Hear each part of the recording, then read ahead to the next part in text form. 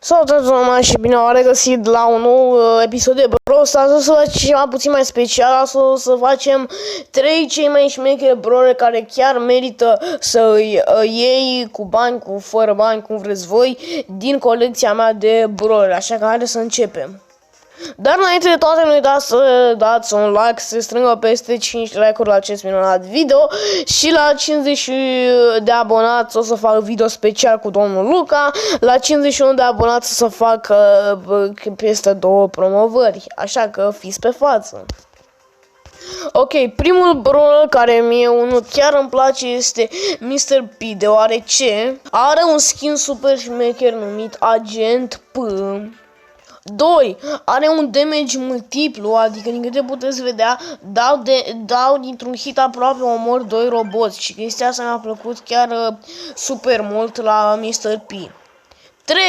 3. Aruncă peste pereți și este destul de șmecheră chestia asta, adică dacă ești așa cu un brawler și arunci în el, chiar e destul de folositor Mr. P.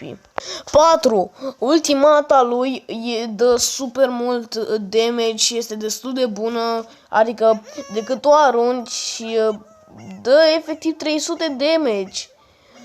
Și din câteva hituri, bine, din destul de multe hituri, o să moară un robot și îți încarcă ultimata destul de mult, adică îți încarcă ultimata la maxim. Al doilea cel mai șmecher brawler este Poco, pentru că dă un damage super mare și super mult, adică trece efectiv prin roboți.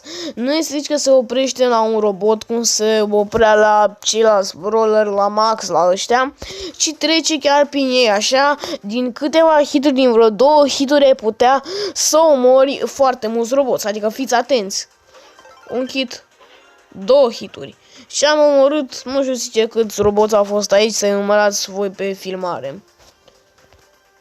2. Ultimata lui dă super mult damage, efectiv, poți să stai aici, să dea în tine până la jumătatea vieții, apoi să faci așa și ți-ai umplut înapoi viața. Efectiv, e super bun. Mie unul chiar îmi place și pentru că este o super rară, chiar îi trebuia mai mult decât o super rară. Ar trebui să fie ceva, nu știu, epică, chiar nu știu. Și să nu uităm de doamna Piper, și asta este unul dintre cele mai, și doamna Piper este unul dintre cei mai șmecheri brawler, pentru că dacă îți încarci ultimata, își încarcă ultimata 1 la 1 super repede. Și 2, și dacă îți încarci ultimata și pleci aici, poți să faci chestia asta. Bam. Bam. Și acum bam. Adică este super șmecher și chiar dă destul de mult damage pentru o epică. Tot la fel Piper ar trebui să fie, nu știu, ceva de genul mitică cel puțin. Și da, dă super mult damage, adică uitați-vă ce fac aici, fac efectiv prăpăd. Efectiv prăpăd, pot să țin așa toată ziua. Așa că Piper este chiar super bună. Așa. Ok, dacă v-a plăcut, nu uitați să dați acolo un like, tot la fel ca la început. Și astăzi, când o să vedeți voi clipul, o să fie 2 videouri, așa că fiți pe fază.